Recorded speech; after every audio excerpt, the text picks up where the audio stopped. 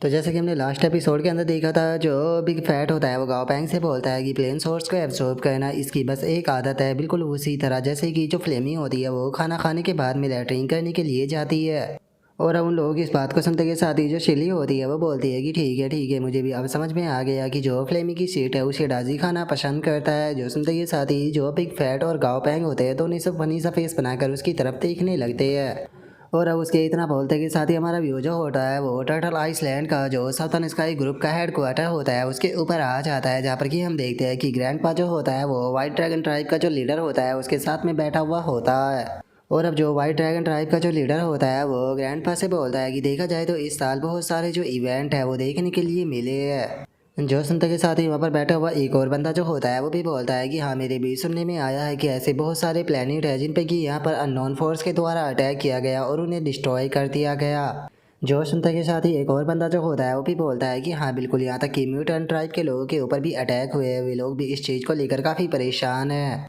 जो सुनकर एक और बंदा जो होता है वो बोलता है कि हाँ, मैंने भी सुना है कि जो शैंगलू एम्पायर था उसके ऊपर अटैक जो है वो हुआ है, जिसका उसके पावरफुल मिथिकल एनिमल जो है वो सभी की सभी मारे जा चुके हैं। 80% सिटियाँ जो है वो पूरी तरह से डिस्ट्रॉय हो चुकी है। जो सुनते के साथ ही एक और बंदा जो होता है वो बोलता है कि केवल सैंगलुओ एम्पायर ही नहीं बल्कि सैंगलुओ एम्पायर के आसपास के बॉर्डर से मिले हुए जो एम्पायर थे उन सभी के अंदर भी डिस्ट्रक्शन जो है वो देखने के लिए मिला है, जिस कारण उनके आसपास की काफ़ी सिटियाँ भी डिस्ट्रॉय हुई है। जो सुनते के साथ ही ग्रैंडपा जो होता है वो उन लोगों से बोलता है कि तुम लोगों ने सही कहा, आसपास में काफ़ी ज़्यादा उथल पुथल देखने के लिए मिली है, खासकर जीटियान शाओडी के अंदर। तो इसीलिए टाइम आ चुका है कि हम लोग जो है वो यहाँ पर अपना डिफेंस जो है वो और भी ज़्यादा बढ़ा दें, खासकर ट्राइब का जो बॉर्डर है वहाँ पर।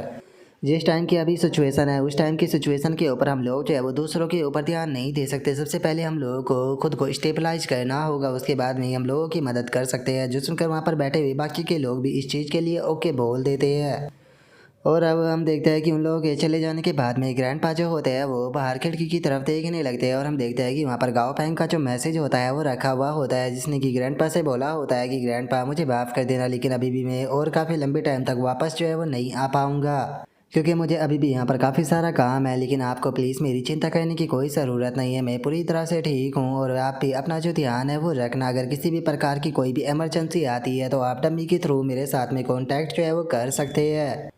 और अब इस मैसेज को पढ़ने के बाद में जो ग्रैंडपा होते हैं वो थोड़ा परेशान होते हुए बोलते हैं कि पता नहीं लिटिल गाओ पैंग जो है वो इस टाइम पर किस प्रकार की जो सिचुएशन है उसे एक्सपीरियंस कर रहा होगा। और इस टाइम पर सबसे ज़्यादा चीज़ जो है वो मुझे ये परेशान कर रही है कि अभी के टाइम पर गाओ पैंग है कहाँ पर। और उसके इतना बोलते के साथ ही अचानक से हम एक इस फ्यूचर ड्रिफ्ट के अंदर से गाओ पैंग को बाहर आता हुआ देखते हैं, जो कि बोलता है कि ये 5th प्लेनेट है। और अब वहाँ पर आते हुए गाओ पैंग जो होता है वो बोलता है कि डमी का हमें शुक्रिया अदा करना चाहिए, उसकी मदद से हमें एक लिस्ट मिल गई यहाँ पर डिस्ट्रॉय हो चुके प्लेनेट होगी, जिसकी मदद से हम लोग जो है वो यहाँ पर अपनी टाइम को बचा पा रही है। डमी इकलौता ऐसा बचा है जो कि जो रूट ऑफ टर्मिनेशन है उससे इफेक्टेड नहीं हुआ, लेकिन अभी भी हमारी जो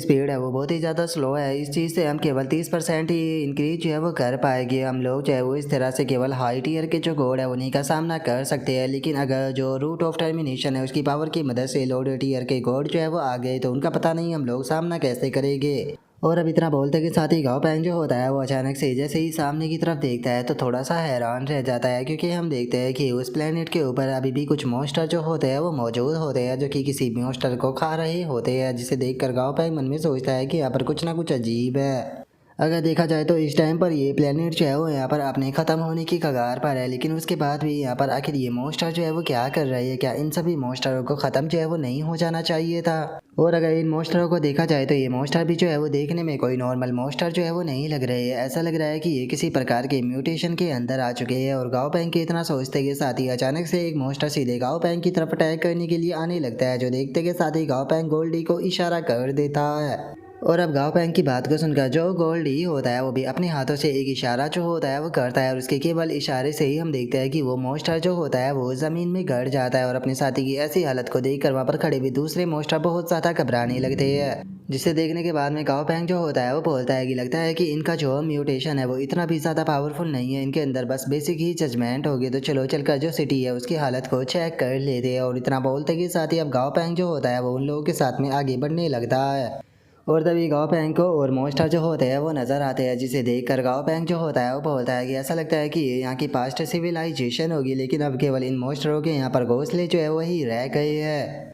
और इतना बोलते के साथ ही अब गाओ पेंग जो होता है वो जियाओ काओ की तरफ देखने लगता है और जियाओ काओ की तरफ देखते हुए उससे बोलता है कि जियाओ काओ मुझे बताओ कि सिचुएशन क्या है। जो सुनते के साथ ही जो जियाओ काओ होती है वो गाओ पेंग से बोलती है कि मास्टर आपने जिस तरह से मेरी स्पिरिचुअल रूट को प्लांट करने के लिए बोला था मैंने बिल्कुल उसी तरीके से जो अपनी स्पिरिचुअल रूट है उसे यहाँ पर प्लांट जो है वो कर दिया है। और अब इतना बोलते के साथ ही जियाओ काओ जो होती है वो अचानक से एक स्केलेटन जो होता है उसे निकाल कर बाहर लेकर आ जाती है, जिसे देख कर गाओ पेंग जो होता है वो चिल्लाते हुए बोलता है कि आखिर तुम किसी दबे हुए को इस तरह से बाहर क्यों निकाल रही हो। ये मुर्दों की डिसरिस्पेक्ट करना है, इसीलिए जल्दी से इसे दोबारा से ज़मीन के अंदर ही जो है वो गाड़ दो। और अब गाओ पेंग की इस बात को सुनते के साथ ही जो जियाओ काओ होती है वो भी गुस्से में अपना मुंह फुला लेती है। तभी गाओ पेंग जो होता है वो उस स्केलेटन को देखने लगता है और उस स्केलेटन को देखते हुए बोलता है कि जिस प्रकार के इसने कपड़े पहने हैं आज से पहले मैंने कभी भी इस प्रकार के कपड़ों को नहीं देखा, लेकिन अगर इसके बोन के स्ट्रक्चर की बात की जाए तो वो बिल्कुल हमारे ही जैसा है। और इतना बोलते ही गाओ पेंग का ध्यान उसकी जेब के ऊपर जाता है जिसके अंदर की एक डायरी रखी होती है।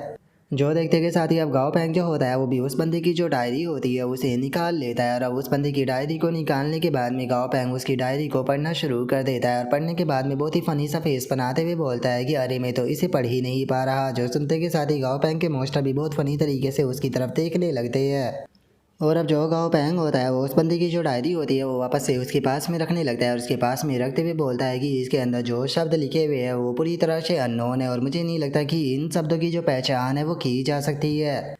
लेकिन इस बुक के अंदर जो हैंड राइटिंग है अगर उसकी बात की जाए तो उस हैंड राइटिंग को देखकर ऐसा लगता है कि किसी ने बहुत ही ज़्यादा डरते डरते जो ये शब्द है उन्हें लिखे हो, जैसे कि उसे डर हो कि वो मरने वाला है, क्योंकि यहाँ पर लिखने के कारण जो बुक का पन्ना है उसके अंदर भी छेद हो चुका है। मैं बस केवल इस चीज़ को इमेजिनेशन ही जो है वो कर सकता हूँ कि उस टाइम पर इस बंदे को किस प्रकार से फील जो है वो हो रहा होगा जिस टाइम पर ये अपनी डायरी के अंदर वो चीज़ जो है वो लिख रहा होगा। काश इसने जो कुछ भी लिखा है मैं उसे समझ पाता। क्या ऐसा हो सकता है कि इस बुक के अंदर यहाँ पर जो इसकी सिविलाइजेशन है उसके डिस्ट्रक्शन के पीछे का जो रिजल्ट है वो लिखा हुआ होगा, या फिर इसका जो कारण है शायद वो इसने लिखा होगा। और गाओ पेंग के इतना सोचते के साथ ही जो बिग फैट होता है वो गाओ पेंग के पास में आकर उसे बोलता है कि गाओ पेंग ऐसा लगता है कि शायद इस प्लेनेट के ऊपर भी कोई अच्छी चीज़ जो है वो हमें नहीं मिल पाएगी। जो सुनते के साथ ही गाओ पेंग जो होता है वो फनी सा फेस बनाते हुए बोलता है कि अगर इस प्लेनेट की बात की जाए तो बाकी के पिछले हमें जो 4 प्लेनेट मिले थे उसके मुकाबले इसकी हालत जो है वो काफ़ी ज़्यादा अच्छी है। अगर हम लोग जो है वो थोड़ी यहाँ पर खुदाई उदाई करते हैं तो हमें जो ये लगता है कि हम अमीर बन सकते हैं। जो सुनकर गाओ पेंग के सभी पेट भी खुश होते हुए बोलते हैं कि हाँ तुमने सही कहा।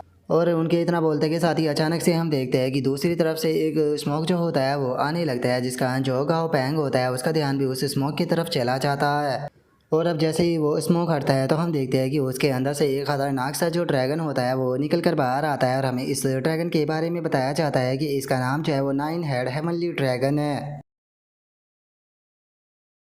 और अब उस ड्रैगन के वहाँ पर आते के साथ ही हमारा आज का एपिसोड जो होता है वो यहीं पर ही कंप्लीट हो जाता है। तो नेक्स्ट एपिसोड के अंदर देखिए कि आगे क्या होता है। अगर आप लोगों को वीडियो अच्छी लगी हो तो लाइक करना, चैनल को सब्सक्राइब करना। मैं मिलता हूँ नेक्स्ट एपिसोड के अंदर, तब तक के लिए बाय बाय गाइस।